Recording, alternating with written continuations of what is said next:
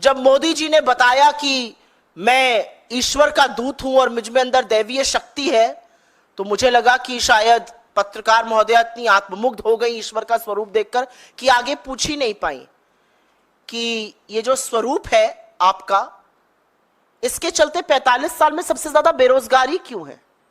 इसके चलते युवाओं के लिए रोजगार क्यों नहीं है? इसके चलते आपने आटा दही पढ़ाई दवाई पर जीएसटी क्यों लगाया है? इसके चलते कमरतोड़ महंगाई क्यों है?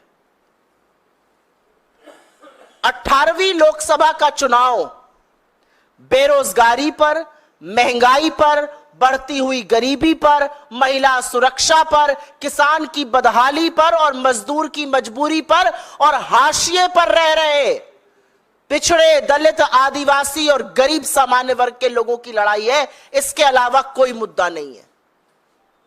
5 चरण का मतदान हो गया और यहां पर ईश्वर का स्वरूप, ईश्वर उनके भक्त बताए जाने लगे। इस ईश्वर के स्वरूप ने 21 लाख करोड़ का कर्जा किसानों पर लाद दिया, 205 लाख करोड़ का कर्जा देश पर लाद दिया, महंगाई हर चीज में तिगुनी कर दी। मजाक बनाकर अगर प्रशासन को मजाक बनाकर अगर किसी ने गवर्नेंस को रखा है तो वो मोदी जी ने रखा है। और यही हिटलर करता था।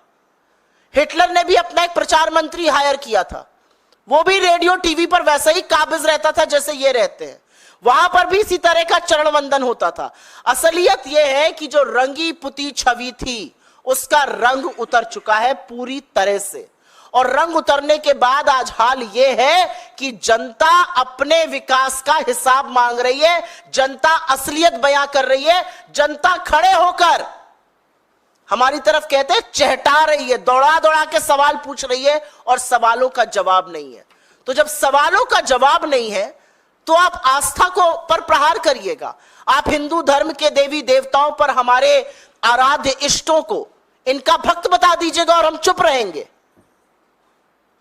मेरा अपना मानना है कि ना उपवास से ना माफी से इस देश के और दुनिया के करोड़ों हिंदू जो प्रभु जगन्नाथ में विश्वास करते हैं, जो भगवान राम में विश्वास रखते हैं, जो हम सब के आराध्य हैं, उनकी आस्था पर प्रहार हुआ है और नरेंद्र मोदी को माफी मांगनी चाहिए।